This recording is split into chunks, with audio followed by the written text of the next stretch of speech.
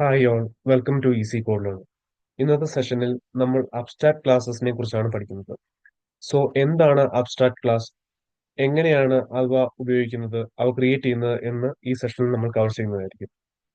So ഒരു abstract class create ചെയ്യാൻ നമ്മൾ അബ്സ്ട്രാക്ട് കീവേഡ് ഉപയോഗിക്കുന്നു. അബ്സ്ട്രാക്ട് ക്ലാസ് ആണ് കറന്റ് നമുക്ക് ഇവിടെ ഉള്ളത്. സോ ഇത് അബ്സ്ട്രാക്ട് ക്ലാസ് ആക്കാൻ വേണ്ടി നമ്മൾ അബ്സ്ട്രാക്ട് കീവേഡ് ഉപയോഗിക്കുന്നു. അബ്സ്ട്രാക്ട് ക്ലാസ് ഉപയോഗിക്കുന്നു. സോ ഇപ്പൊ ഇതൊരു അബ്സ്ട്രാക്ട് ക്ലാസ് ആണ്. സോ എന്താണ് ഒരു അബ്സ്ട്രാക്ട് ക്ലാസ്? ഒരു അബ്സ്ട്രാക്ട് ക്ലാസ് ഒരു ഇൻകംപ്ലീറ്റ് ക്ലാസ് ആവുന്നു. സോ എക്സാമ്പിൾ, നമ്മൾ ഒരു അബ്സ്ട്രാക്ട് മെത്തേഡ് ഇവിടെ കോൾ ചെയ്യുകയാണ്. Public public abstract method create ചെയ്യാൻ വേണ്ടിയിട്ട് അബ്സ്ട്രാക്ട് കീവേഡ് ഉപയോഗിക്കുക. Abstract void print. സോ ഇവിടെ നമുക്ക് അബ്സ്ട്രാക്ട് മെത്തേഡിന് ഒരു പ്രത്യേകതയുണ്ട്. Abstract method does not have an implementation. Abstract method create ചെയ്യുമ്പോൾ നമ്മൾ ഒരിക്കലും ഇംപ്ലിമെന്റേഷൻ കൊടുക്കാൻ പാടില്ല. ഇതൊരു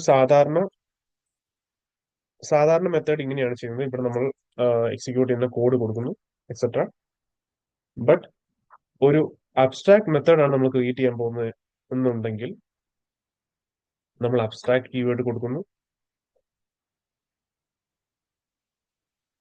അതുപോലെ തന്നെ ഈ ഇംപ്ലിമെന്റേഷൻ ഇതിന്റെ അകത്തായിരിക്കും ഇംപ്ലിമെന്റേഷൻ കൊടുക്കുക. പക്ഷെ അബ്സ്ട്രാക്ട് മെത്തേഡിൽ നമ്മൾ ഒരിക്കലും ഇംപ്ലിമെന്റേഷൻ കൊടുക്കുന്നില്ല. സോ ഒരു മെത്തേഡ് ഡിക്ലെയർ ചെയ്യുന്നു. ഓക്കെ. സോ നമുക്കിപ്പോൾ ഒരു പബ്ലിക് അബ്സ്ട്രാക്ട് മെത്തേഡും കൂടെ ഒരു അബ്സ്ട്രാക്ട് മെത്തേഡ് ഇപ്പോൾ നമുക്ക് ഇവിടെ ഉണ്ട്. ഒരു അബ്സ്ട്രാക്ട് മെത്തേഡ് ക്രിയേറ്റ് ചെയ്യുമ്പോൾ അവർക്ക് ഇംപ്ലിമെന്റേഷൻ പാടില്ല. ബിക്കോസ് അബ്സ്ട്രാക്ട് മെത്തേഡ് എന്ന് പറഞ്ഞാൽ ഒരു ഇൻകംപ്ലീറ്റ് മെത്തേഡ് ആണ്. അവർക്ക് ഇംപ്ലിമെന്റേഷൻ ഇല്ലാത്തതുകൊണ്ട് അതിന് ഇൻസ്റ്റൻസ് ക്രിയേറ്റ് ചെയ്യാൻ സാധിക്കുകയില്ല. ഇൻസ്റ്റൻസ് എന്ന് വെച്ച് കഴിഞ്ഞാൽ ഒബ്ജക്റ്റ് ക്രിയേറ്റ് ചെയ്യാൻ സാധിക്കുകയില്ല. ഇതിന്റെ ഇംപ്ലിമെന്റേഷൻ എങ്ങനെയാണ് നമ്മൾ കോൾ ചെയ്യുക, അല്ലെങ്കിൽ അതെങ്ങനെയാണ് എക്സിക്യൂട്ട് ചെയ്യുക? അതിനു വേണ്ടി നമുക്ക് ഒരു നോൺ അബ്സ്ട്രാക്ട് മെത്തേഡ് അല്ലെങ്കിൽ ഒരു നോൺ അബ്സ്ട്രാക്ട് ക്ലാസ് ഈ അബ്സ്ട്രാക്ട് ക്ലാസ്സിനെ ഇൻഹെറിറ്റ് ചെയ്തു എന്ന് നോക്കുക.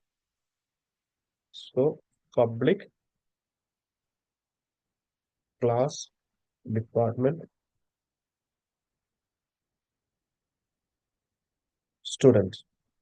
ഓക്കെ, ഇതാണ് ബേസ് ക്ലാസ് എന്ന് പറഞ്ഞു കഴിഞ്ഞാൽ സ്റ്റുഡന്റ്. ഇത് ഇൻഹെറിറ്റ് ചെയ്യാവുന്ന ക്ലാസ്. സ്റ്റുഡന്റ് എന്ന ക്ലാസ്സിനെ ഇൻഹെറിറ്റ് ചെയ്തു. സോ നമുക്കിപ്പോ നോക്കിയാൽ കാണാം. സോ അതിന്റെ അർത്ഥം എന്താണെന്ന് വെച്ച് കഴിഞ്ഞാൽ നമ്മളൊരു നോൺ അബ്സ്ട്രാക്ട് ക്ലാസ്സിനെ, അതായത് ഇവിടെ നോൺ അബ്സ്ട്രാക്ട് ക്ലാസ് ഡിപ്പാർട്ട്മെന്റ് ആണ്. ഒരു non abstract class department non abstract class abstract ക്ലാസ്സിനെ ഇൻഹെറിറ്റ് ചെയ്യുമ്പോൾ രണ്ട് കാര്യങ്ങൾ നോക്കാനുണ്ട്. ഒന്നാമത്തേതെന്ന് വെച്ച് കഴിഞ്ഞാൽ, ഞാൻ നേരത്തെ പറഞ്ഞു, ഇവിടെ ഒരു മെത്തേഡ് നമ്മൾ ഡിക്ലെയർ ചെയ്തിട്ടുണ്ട്. അതിന്റെ ഇംപ്ലിമെന്റേഷൻ എപ്പോഴും ഇൻഹെറിറ്റഡ് ക്ലാസ്സിലായിരിക്കും ഉണ്ടാവുക. സോ നമ്മളിവിടെ അതിന്റെ ഇംപ്ലിമെന്റേഷൻ കൊടുക്കുന്നു. അതോടുകൂടി അതിന്റെ എറർ മാറുന്നു. സോ നമ്മളിവിടെ പബ്ലിക്. സോ അതുപോലെ തന്നെ നമ്മൾ ആ മെത്തേഡ് കോൾ ചെയ്യുമ്പോൾ, അബ്സ്ട്രാക്ട് മെത്തേഡ് കോൾ ചെയ്യുമ്പോൾ, ഇൻഹെറിറ്റഡ് ക്ലാസ്സിൽ നിന്ന് കോൾ ചെയ്യുമ്പോൾ നമ്മൾ വേറൊരു കാര്യം കൂടി ശ്രദ്ധിക്കാനുണ്ട്. അബ്സ്ട്രാക്ട് മെത്തേഡിനെ കോൾ ചെയ്യുമ്പോൾ എപ്പോഴും ഓവർ റൈഡ് എന്നുള്ള കീവേഡ് കൂടെ ഉപയോഗിക്കുക, ഇല്ലെങ്കിൽ അത് റൺ ആവുകയില്ല. Override void print. Okay. So ഇപ്പോഴും ശ്രദ്ധിക്കുക, പബ്ലിക് അബ്സ്ട്രാക്ട് വോയിഡ് പ്രിന്റ് എന്ന് പറയുന്ന ഒരു അബ്സ്ട്രാക്ട് മെത്തേഡ് നമ്മൾ ഇവിടെ നിന്ന് ഒരു നോൺ അബ്സ്ട്രാക്ട് ക്ലാസ്സിൽ നിന്ന് കോൾ ചെയ്യാൻ പോവുകയാണ്. ആ സമയത്ത് നമ്മുടെ ഇംപ്ലിമെന്റേഷനിൽ നമ്മൾ അതേ മെത്തേഡിന്റെ നെയിം എഴുതും, പബ്ലിക്. ഇവിടെ അബ്സ്ട്രാക്ട് വോയിഡ് പ്രിന്റ് എന്നാണ്. അപ്പൊ നമ്മളിവിടെ പബ്ലിക് അത് റൺ ചെയ്യാൻ വേണ്ടി public over ride void print എന്ന് കൊടുക്കുന്നു. എന്നിട്ട് നമ്മളിവിടെ അതിന് ഇംപ്ലിമെന്റേഷൻ കൊടുക്കുന്നു. ഇവിടെ ഞാൻ ജസ്റ്റ് ദിസ് ഇസ് ഡിപ്പാർട്ട്മെന്റ് കൊടുക്കുകയാണ്. ഓക്കെ. സോ ഇപ്പൊ നമുക്ക് നോക്കിയാൽ മനസ്സിലാവും, okay, inconsistent accessibility base class student use. Okay, അതിവിടെ നമ്മൾ അതിന്റെ ആക്സസ് മോഡിഫയർ കൊടുക്കാറുണ്ടാവും, അതിന് എറർ മാറി.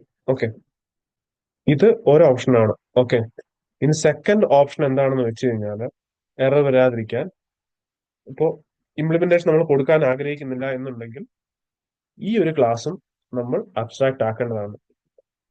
അല്ലാന്നുണ്ടെങ്കിൽ എറർ സംഭവിക്കും. സി ഇപ്പൊ നമുക്ക് കാണാം നോ ഇഷ്യൂസ് ഫൗണ്ട് അല്ലെ. സോ നമ്മളിവിടെ ഇത് ഇംപ്ലിമെന്റ് ചെയ്യാൻ തന്നെയാണ് ആഗ്രഹിക്കുന്നത്. സോ ഇത് സെക്കൻഡ് ഓപ്ഷൻ ആണ്. Okay, to avoid the error.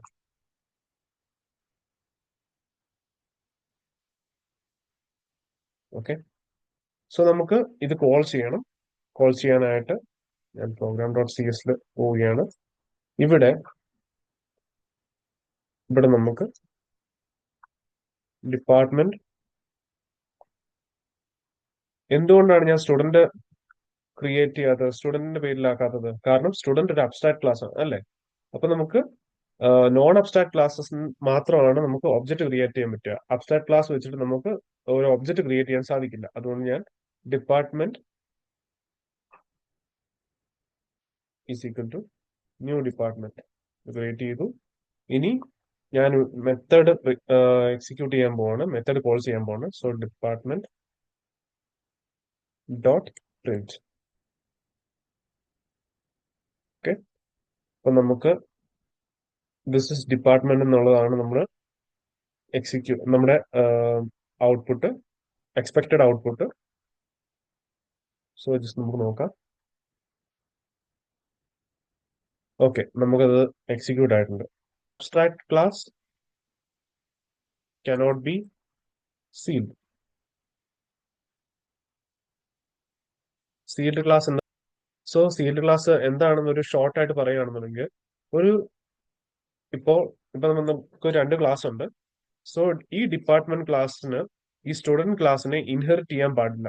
അല്ലെങ്കിൽ ഈ ഡിപ്പാർട്ട്മെന്റ് ക്ലാസ്സസിന്റെ സ്റ്റുഡന്റ് ക്ലാസ്സിലെ ഫീച്ചേഴ്സ് ഒന്നും ആക്സസ് ചെയ്യാൻ പാടില്ല എന്ന് സ്റ്റുഡന്റ് ക്ലാസ് വിചാരിക്കുകയാണ്. ഓക്കെ, അപ്പൊ നമുക്ക് പബ്ലിക് സീൽഡ് ക്ലാസ് സ്റ്റുഡന്റ് എന്നിട്ട് കൊടുക്കാം. പബ്ലിക് സീൽഡ് ക്ലാസ് സ്റ്റുഡന്റ് എന്നിട്ട് കൊടുത്തു കഴിഞ്ഞാൽ നമുക്ക് വേറൊരു ക്ലാസ് അതായത് സ്റ്റുഡന്റ് ക്ലാസ്സിനെ ഇൻഹെറിറ്റ് ചെയ്യാൻ ആർക്കും പറ്റില്ല. ഓക്കെ, സോ അതാണ് സീൽഡ് ക്ലാസിന്റെ ഉപയോഗം. സോ ബട്ട് അബ്സ്ട്രാക്ട് ക്ലാസ് എന്ന് പറയുന്നത്, അബ്സ്ട്രാക്ട് ക്ലാസും സീൽഡ് ക്ലാസും രണ്ടും ഓപ്പോസിറ്റ് ആണ്. ഓക്കെ, സോ ഇന്നത്തെ സെഷനിൽ നമ്മൾ അബ്സ്ട്രാക്ട് ക്ലാസ്സസിനെ കുറിച്ചാണ് പഠിച്ചത്. സോ ഒരു അബ്സ്ട്രാക്ട് ക്ലാസ് ക്രിയേറ്റ് ചെയ്യാൻ വേണ്ടിയിട്ട് നമ്മൾ അബ്സ്ട്രാക്ട് കീവേഡ് ഉപയോഗിക്കുന്നു എന്ന് നമ്മൾ കണ്ടെത്തി. അതിനുശേഷം നമ്മൾ അബ്സ്ട്രാക്ട് ക്ലാസ് എന്താണ്, ഒരു ഇൻകംപ്ലീറ്റ് ക്ലാസ് ആണെന്ന് നമുക്ക് മനസ്സിലായി. അതും പോരാത്ത അതിനുശേഷം നമ്മൾ മെത്തേഡ് ഡിക്ലെയർ ചെയ്തു. സോ ഒരു അബ്സ്ട്രാക്ട് ക്ലാസ്സിൽ മെത്തേഡ് ഇംപ്ലിമെന്റേഷൻ കൊടുക്കില്ല എന്ന് നമുക്ക് മനസ്സിലായി. അതിന് പകരം മെത്തേഡ് ഡിക്ലെയർ ചെയ്യുക മാത്രമേ ഉള്ളൂ. ഒരു അബ്സ്ട്രാക്ട് മെത്തേഡ് ആണെന്നുണ്ടെങ്കിൽ പബ്ലിക് അബ്സ്ട്രാക്ട് എന്നുള്ള കീവേഡ് കൊടുക്കണമെന്ന് മനസ്സിലായി. പബ്ലിക് അബ്സ്ട്രാക്ട് വോയിഡ് പ്രിന്റ് എന്ന് നമ്മളിവിടെ കൊടുത്തു.